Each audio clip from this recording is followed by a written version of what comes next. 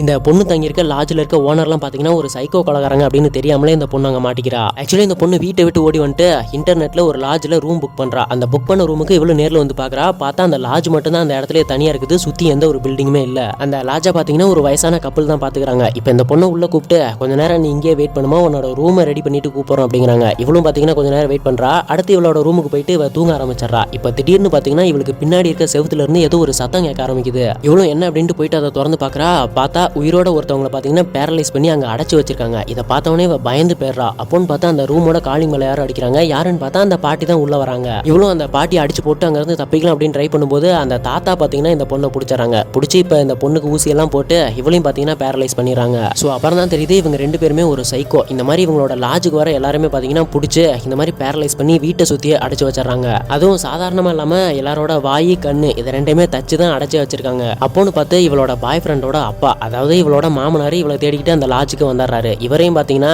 அந்த சைக்கோ கப்பல் பார்த்தீங்கன்னா அடிச்சு அந்த இடத்துல கொலை பண்ணிடுறாங்க. இப்போ இவன் என்ன பண்றா, அந்த டைம் யூஸ் பண்ணி தப்பிச்சு அங்கே வெளியே நிற்கிற ஒரு காருக்குள்ள வந்து ஏறி உட்காந்துக்கிறா. இப்போ அந்த சைக்கோ தாத்தா என்ன பண்றான், அந்த அடிச்சு கொலை பண்ணவன அதே கார்ல ஏற்றிட்டு அங்கேருந்து வேகமாக போயிட்டு மலை மேல இருந்து கீழே தள்ளி விட்டுறான் காரோட. இப்போ அந்த காருக்குள்ள இருந்து அந்த பொண்ணு பார்த்தீங்கன்னா அங்கேருந்து கீழே விழுந்து இறந்து போயிடுறா.